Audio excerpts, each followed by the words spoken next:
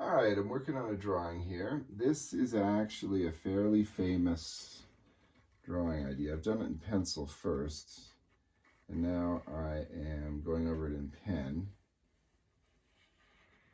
Some of you may have seen this. It's based on the idea of a concept in art called positive and negative space. Simply put, positive space is whatever it is you're drawing. If you're drawing a picture of a horse or a door or a lamp or a person or whatever, the positive space is the actual thing. If you're drawing a picture of a lamp, for example, or say you're drawing a picture of a flower vase, then that flower vase is the positive space, and everything around it is the negative space. Same idea works if you're taking a photograph too. Okay, so here's my picture. Now, let me erase some of my pencil lines here so I can make this a little bit clearer. All right. So, there's my picture. Now, what have I drawn a picture of? What is the positive space of my picture and what is the negative space?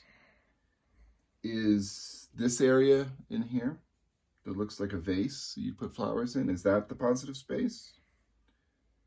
And this is the negative space? Or is it two people facing each other, forehead, nose, mouth, and what's in between them is negative space? That's the question. In this particular case, I did this on purpose so that I can point out that positive and negative space a lot of times depends on how you show it. If I colored this in black, maybe it would make this appear to be the positive space, or you might think it's the negative space. What's more interesting actually is if you work with colors, because if you use colors, a lot of times brighter colors tend to be more of your positive space. So if I were to color this part in red and choose some other colors for the other shapes, let's see how that affects the overall look. All right, so now I've added some other colors here to it.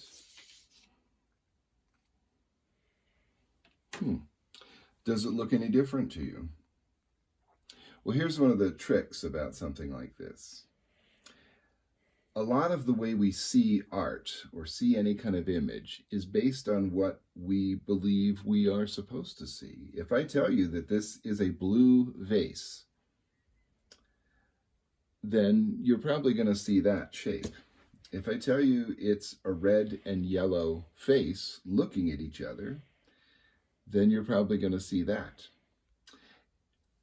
If I don't tell you anything, then you may see both, or it may go back and forth.